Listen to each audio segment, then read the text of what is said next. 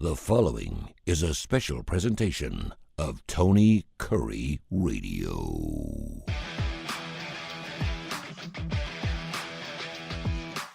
Kip Keefer, Tony Kurre, another week of the show that everybody can't live without. It is Keefer and Kurre, and I'm excited to be here today. Tony, I just want to tell you that this was an extraordinary weekend for me. I'm proud to say on this Monday that I'm actually feeling pretty good. I was pretty wiped out by last evening. The weekend started. My radio partner for the last 10 years, who kind of started this current edition of different programming and things that has culminated with the crown jewel of our empire right now, the starting lineup, which is a show that Tony and I began a little bit right before football season last year. Almost a year, dude. And we're going, it's been a year and 2 months, so we're going strong. The show is gaining momentum. I think it's getting better and better. And we're in a great spot on ABC 3340. If you have not seen it, we're on at 10:30. The first kickoff is at 11 o'clock. The first game this week was Kentucky and Ole Miss. Kentucky was my best bet of the week, and I didn't need 18 stinking points. They won outright, Tony. I should have been so that was dog. a good start. Yeah, it should have been your dog. And then you had then you had Auburn next in the afternoon window against Oklahoma, and at night maybe the best game, the most talked about game for years to come, the Alabama-Georgia game. So we're in a great spot. And I'd kind of like to talk about my weekend this week. How was yours? Well, before you did your last show, Need to Know, you and I were in two totally different spots during that miraculous finish. I was on the long side of I-85 holding up my phone so I wouldn't get hit by a car, watching the Alabama game on ESPN Plus on my son's phone because we were walking back from the Clemson-Stanford game. You were, of course, in a nice suite and being taken care of and hanging out with Donald and Kid Rock. We didn't quite get that far, but we were in a nice spot. Eating Donald's popcorn is what you were doing. So yeah, but man, I don't think the words instant classic do this game enough credit. I really don't. We're in the stadium and I'm looking down at my phone and I see it's Bama 28-zip. And of course, and I hate this, but when you go to other stadiums, they had to tell these scores because Tennessee people, the people up there in Clemson or Tennessee, wherever you're watching a ball game, would have gone crazy. And of course, their scoreboard was behind by about 30 minutes. And so when they finally showed the score, and I think at that point it was like 30-7 or something like that. I mean, the crowd went that was crazy. Halftime, yeah. Yeah, the crowd went crazy at Clemson. They were like, whoa, and everyone was talking about it. So we're walking back, and I said, can you imagine seeing that score of 28-0 or 30-7, and then you get home and we'll see Georgia up 34-33. You'd go, it's impossible. I mean, it's impossible, right? But that's why Kirby Smart is won 2 national titles, why he's so good, and why this rivalry will never go. You normally when you're 1-6 against somebody, you can't call it a rivalry, but this is a rivalry, and it's unbelievable how it's Duke, North Carolina for me. Every time these two teams play, it's lights out, one of the best games of the year. For me, the experience was surreal for so many reasons. I went to the game with Terry Quillian, my partner, who's a Georgia. And she's got red and black DNA from her little toe to the top of her head. 2 buildings on the campus of the University of Georgia are named after both sides of her family, one on her dad's side and the other one from her mother's. One of the most prominent buildings on campus is Terrell Hall, which was her mother's family maiden name. So Terry went to UGA. She was an honors cum laude graduate. Terry is the prototypical, and she loves SEC football. She lives and dies for Georgia. So I'm sitting next to Terry, and on the other side of me is my son Clayt, who as an Alabama graduate, who went to Tuscaloosa and fell in love with the whole experience and stayed down there for 6 years, Tony, and spent a little bit more of my money than I anticipated. But the bottom line is Clayt is a diehard, adamant Alabama fan. And I grew up in Atlanta, followed Georgia, have always rooted for Georgia. But of course, with my son going to Alabama, I've got strong Alabama allegiance as well. So for me, I didn't wear a Georgia shirt or hat. I didn't wear an Alabama shirt or hat. I ordered and wore an SEC polo shirt, Tony, You for the game. dog. You dog. Yeah, so I was going to just experience the game and watch their highs and lows. And let me tell you, as that game unfolded, Georgia botched the opening kickoff, let Alabama, the guy didn't get it in the end zone. The kid ran it out to midfield to start the game. Then after Alabama scored, they kicked off to Georgia, who fumbled the ball inside the 5. So Georgia started their first drive at the 3. You can't start a football game worse than that. The kickoff now is such a routine touchback, and Georgia managed to completely screw it up on both ends. So that was the unusual. Right away, you said, this is going to be weird. Yeah. And Alabama coaches, and for Terry Quillian to say this, Kalen DeBoer had 2 weeks, Kirby Smart had 2 weeks. Kalen DeBoer put in so many wrinkles that they had not shown in their opening couple games. They had all these weird motions and different routes, and Jalen Milroe was a designed runner, which they last year under Saban, they were trying to get him to stop doing that. Scramble, okay, but they didn't call hardly, I guess, to preserve him and make sure they didn't go the Tua route of a couple of years ago.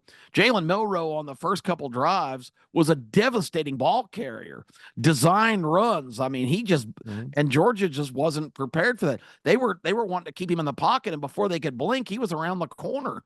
So it was a disaster for Georgia. They continue to shoot themselves in the foot. Carson Beck had one of his what turned out to be 5 turnovers, 4 interceptions, and a fumble loss. Alabama never committed a turnover in the game, which also makes it remarkable that it was that close. But the bottom line is, right before halftime, it's 28-0. My son is jubilant. Terry is almost comatose. I mean, she's just so devastated. She can't believe what she's seeing. This team has won 42 regular season games in a row. So I'm feeling really bad for Terry. You know, I'm kind of glad for Clayt, but Clayt's girlfriend was with us, Brooke, who's a magnificent young lady, Brooke Houston, who's an accountant, and she's an Alabama graduate too. And she says, she looked at me and said, "Are you not having a good time?" And I said, "Well, the game's not going exactly. I wanted to see a classic game. I wanted to see the ultimate great game. I'm here with people I love. I don't want to see anybody miserable." And poor Terry.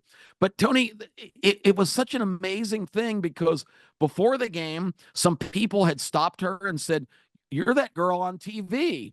And then we went down and kind of walked around in the corridor, and we had access to the stadium club, and we went in there right before the end of the half because she just needed to get out of the stadium for a minute because of how things were going, and she was so despondent that in that 15 minutes, it was unbelievable.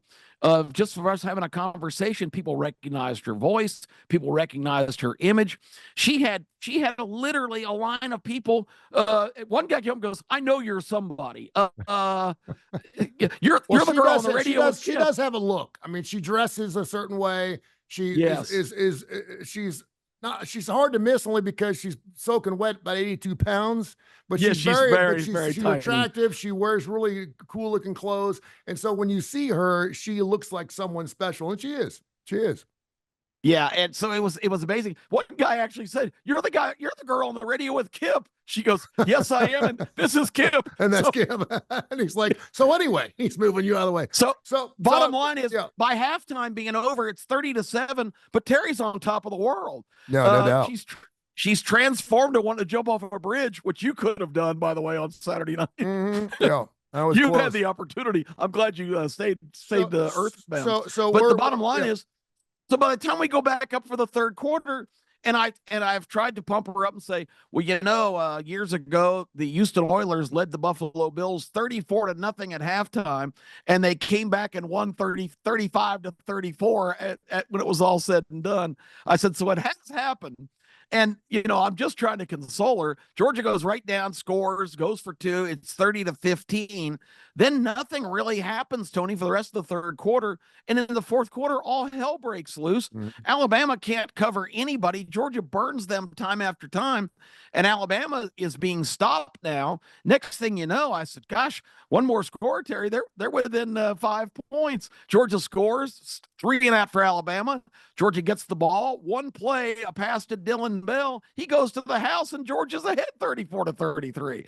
I mean, it was just such a range of emotions. But now on the other side of me, here's my diehard son that I love more than anything in the world, a guy that's that a lot of the things we've accomplished with the starting lineup and all the radio programs, he's the backbone of everything I do from a technical standpoint, not to mention just being the most thoughtful, greatest son on earth. He's 32. He's in a wonderful relationship now with his girlfriend, Brooke, but he's still concerned about his dad and what we're trying to build.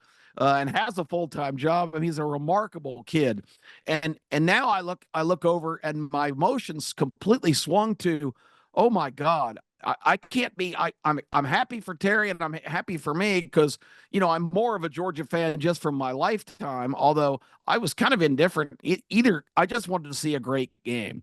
Yeah. So my objective was already achieved. But I'm looking at Clayton, and all of a sudden my heart sunk, and I go, this is going to be devastating for him if Alabama loses this game and blows a 30-7 and a 28-0 lead. And then, so I swear to God, when Alabama got the ball back, my thought was, I hope Alabama scores. It just changed. It was nothing. Terry had her exhilarating halftime experience and come all the way back to take the lead. So in essence, she'd already won, because when Georgia made it 30-21, she says, well, now at least it doesn't look like a blowout. So she was already in that mode of thinking. Mm-hmm. So I just shifted right in the middle. And when this kid, we got to talk about this real quick. This kid, Ryan Hollywood Williams, Tony, this is one of the most phenomenal players I have ever seen on a football field. This kid, it makes plays that he's 17 years old. Milroe kind of underthrew him. He caught the ball with his back to the defenders, and they were right on him. Georgia had him doubled, as they should have.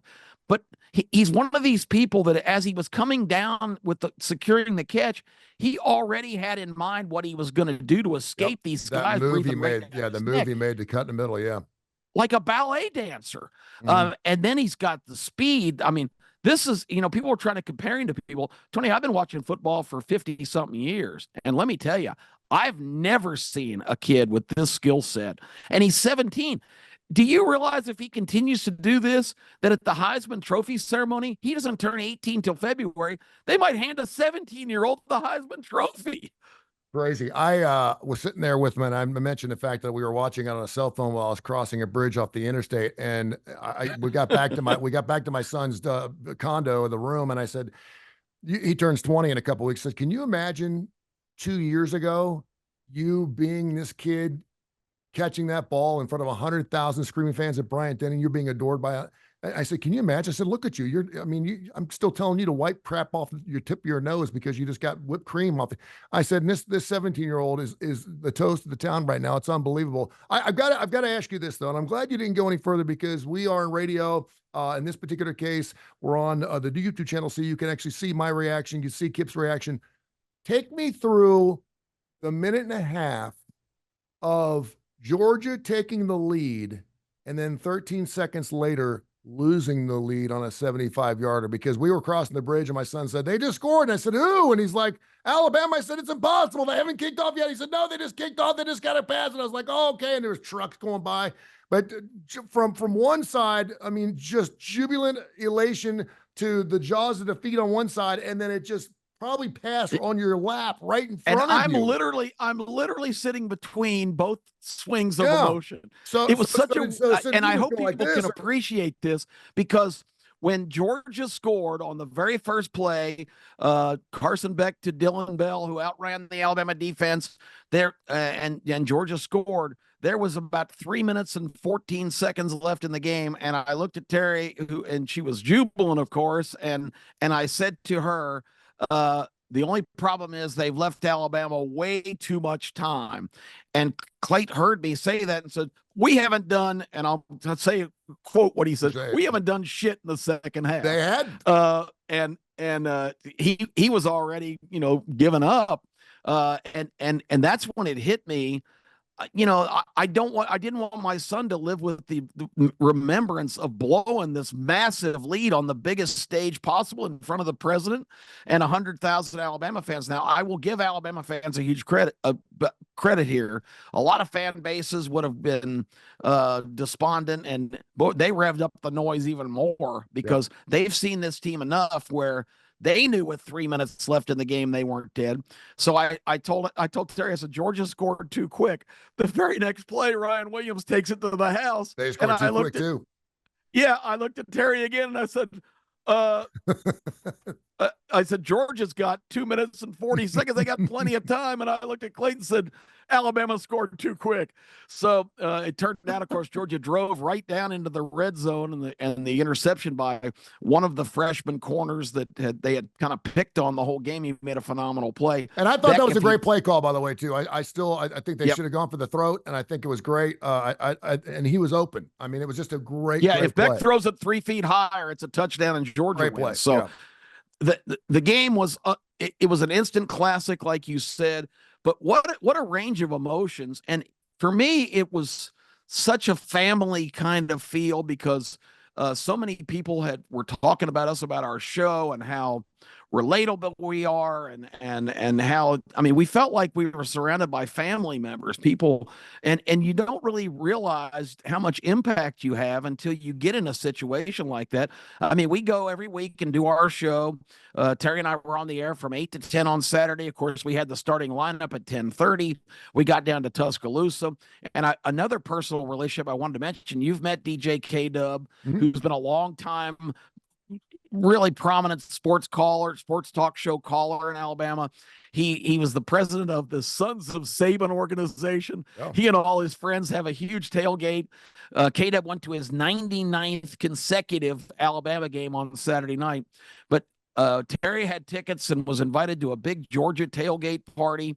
We got down to Tuscaloosa, and we said, we both agreed, we've got to go see K-Dub before we even think about doing anything else. He had invited us over the years to his tailgate, and that's the first time Terry and I have been to an Alabama game together. So we went and found the tailgate, hung out with K-Dub for about 45 minutes to an hour, and then it was too late to go to the Georgia thing. So she chose K-Dub and our relationship here, and I was all for it. What a tremendous guy. And he calls the show on Sunday, Tony, and he says, you guys coming to my tailgate meant so much to me. He says, I worked like 30 consecutive hours and did my tailgate. He says, I would be sleeping now, but I set my alarm because I had to get up and thank you guys for taking the time to honor me. He introduced us at the tailgate. I mean, it was just a day where it kind of hits you, the impact that you have.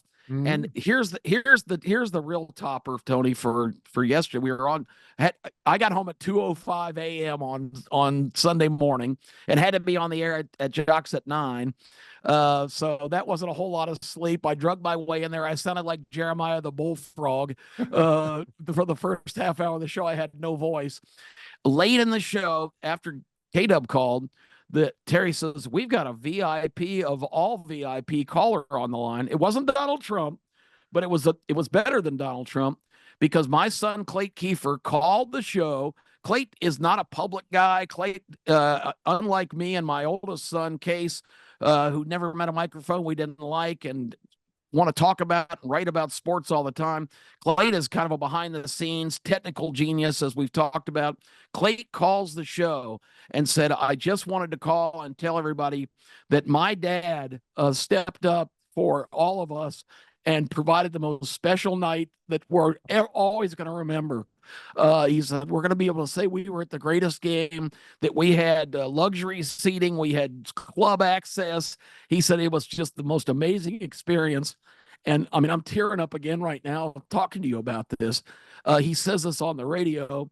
And Terry chimes in that, well, Kip Keefer doesn't do anything half-ass.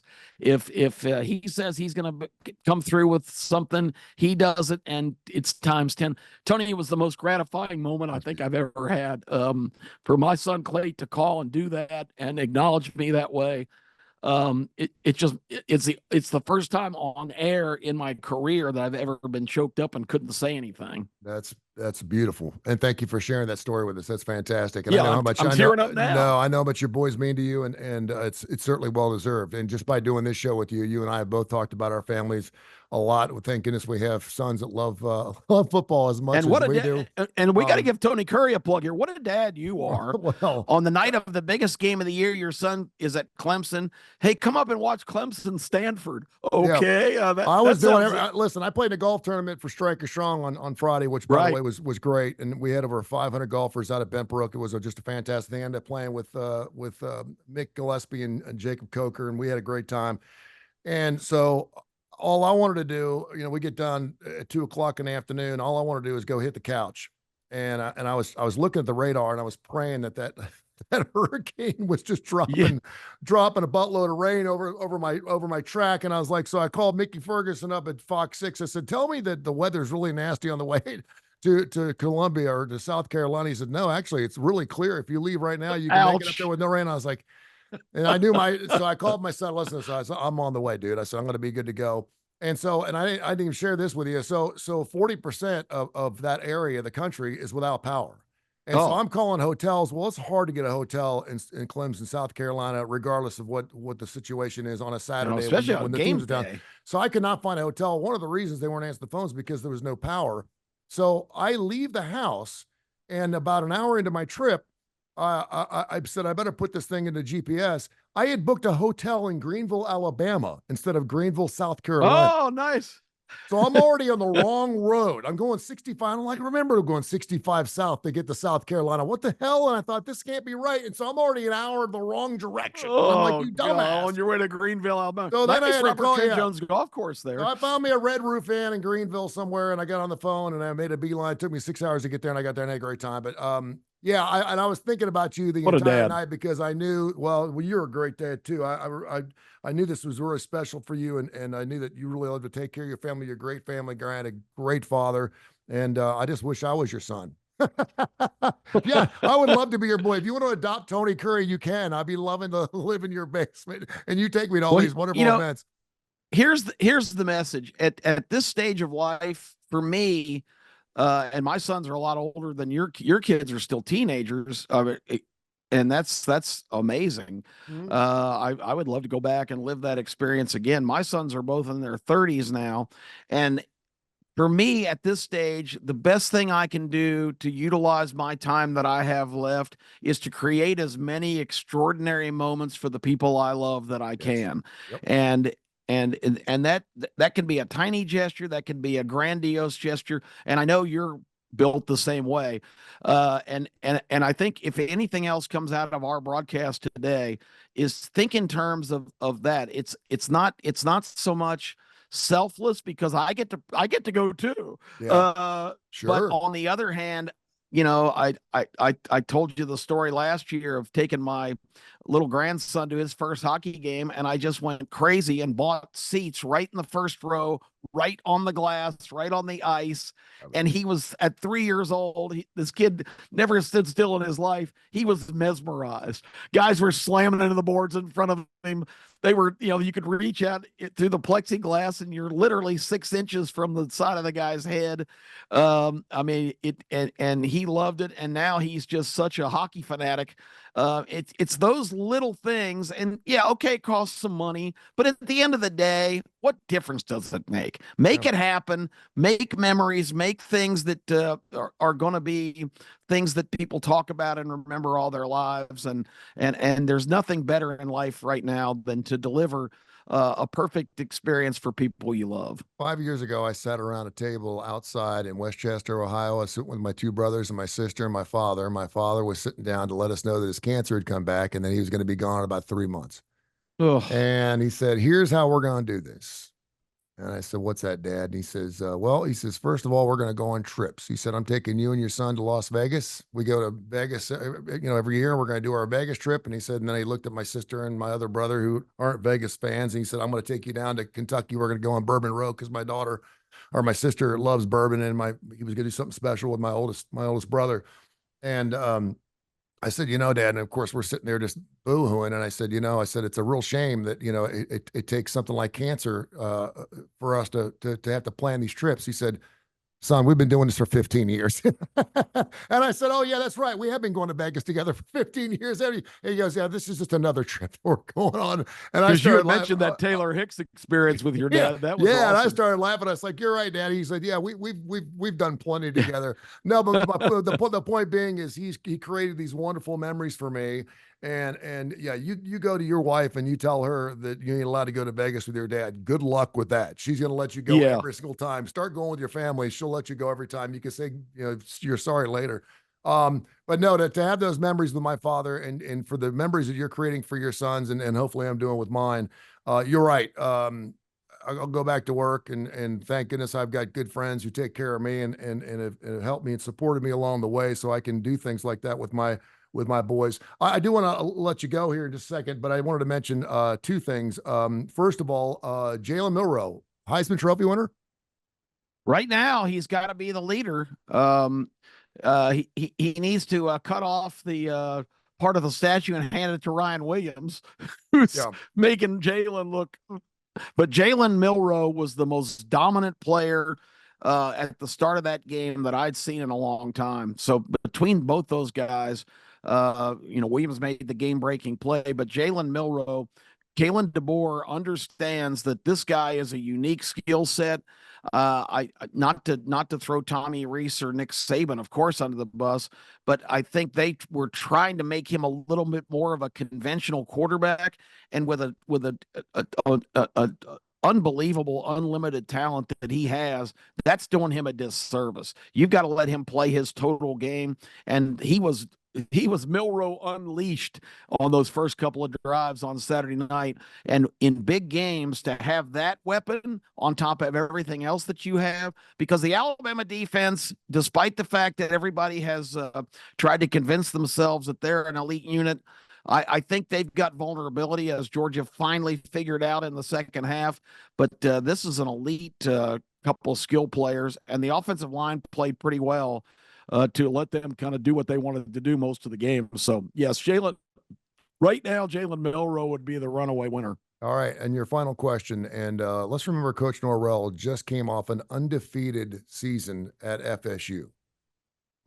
Trent Dilfer, Hugh Freeze, Coach Norrell. How many do we have left at the end of this football season? Do all three keep their jobs? Do two keep their jobs? Do one keep their jobs? Are we looking at all three being replaced? What are we seeing right now? Again, listen, it's a long season, and I'm rooting for Hugh Freeze, and I'm rooting for Trent Dilfer. I do a show with him every week. I love that guy. I know there were some things afterwards, and I can't imagine. I mean, they just drubbed by SMU. FSU just got beat by SMU. I mean, drubbed by SMU. And I can't believe we're talking about putting him on the hot seat after they were just undefeated last season. Your thoughts? SMU beat Florida State for their fourth loss in 5 games. FSU has lost to Georgia Tech, Boston College, Memphis, and SMU. They have not been losing to Notre Dame or Georgia or Alabama or Tennessee. They have lost to mediocre, kind of middling teams. They did beat California by 3 points for their only win. Tony, this team was number 10 in the AP poll to start the season. They are now 1-4. This is a team that spent multi-millions of dollars in the offseason to try to restock their shelves, and they are the cautionary tale right now for a program that thinks they can buy their way to success in college football, because this is a mercenary team. These guys have taken their money and they are getting pushed around by middling schools, and it is an astounding situation. They're thrown in the towel. They're not playing anymore. Period. I mean, no, they're not playing for. They're trying to get the coach fired. Is what they're trying to do at this point. He's exactly. Lost the team. Yeah. And you've got the same thing with Hugh Freeze, who week after week talks about, well, we're coaching as hard as we can, but the players just, I guess we need to do more. So, basically when Kirby Smart says that was my fault in the first half, we were not prepared, that is 100% on me. Some people would think Hugh Freeze is saying the same thing, but he's not. Hugh Freeze is saying, we're doing the best we can. The players just aren't picking it up. So he is basically saying it's the players, it's not us. We're coaching them as hard as we can. So what does that tell you? If you're a player trying to save his job, Yeah, and what Hugh Freeze has probably done now, because those guys played their hearts out against Oklahoma and let the game get away, but he's got to be right on the verge of losing that locker room completely. And once that happens, which has already happened at Florida State, it's all over. Well, you said if Auburn lost this football game, were they going to win what? 4 games, 5 games, tops? Yeah, I mean, remember they were talking about going 5-0 I with these know. 5 straight home games. They went 2-3. They beat New Mexico and Alabama A&M. Now, Tony, the next 3 weeks. Well, and this is interesting. Guess where Auburn goes this Saturday? Yeah, I know, right? Athens, Georgia. Do you think they're going to get a warm reception You think they're going to be a little pissed off, don't you think? Yeah, the last time Georgia lost to Alabama, they beat Florida State 66-3 in the Orange Bowl. And by the way, Georgia's lost 3 games since 2021. They're all Alabama. That's incredible. All to Alabama. And Alabama fans were saying, "Who's your daddy?" throughout the game. And everybody said, well, it's just Kirby against Saban. This is against DeBoer. But Kirby does have an Alabama problem. There's no 2 ways about it. But after Georgia, then Auburn has to go to Missouri on the road. And then a game that everybody was calling a toss-up or even favoring Auburn a little bit before the season. They're at Lexington, Kentucky the next week. So they're the next 3 weeks, Georgia, Missouri, Kentucky. Tony, I'm sorry. They're going to be 2-6 after week 8. I hope you're wrong, because I love to see our state schools go well. And with that being said, Yeah. I've got a boogie, because I've got another show called The Inferno with one Trent Dilford. I'm going to go meet him in about 30 minutes, and that should be an interesting show, because he's feeling a little heat too on his seat in his second year at UAB. So we'll see what happens. Hopefully we'll get a big fat win this weekend as they take on Tulane. Brother, I got to fly, man. I love you. Great stories. Thank you for sharing those with me. And I can't wait to see you on Saturday morning for ABC's Starting Over, Starting Alive, and starting to come back with a starting lineup. Another family show, and we love doing it.